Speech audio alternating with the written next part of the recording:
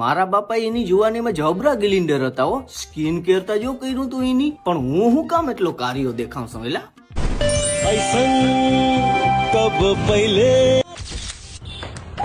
ભલે કાળિયા. મહાણીએ મને કાર્યો કીધો, હવે તો કઈક કરવું જ જોઈએ.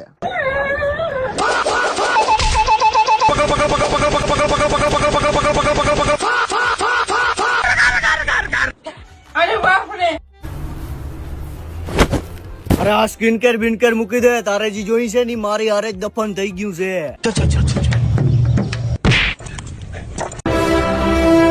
બાપુ જીવતો તો ત્યારે હૈખી જીવવા ના દીધો, હવે હૈખો મરવા તો દે.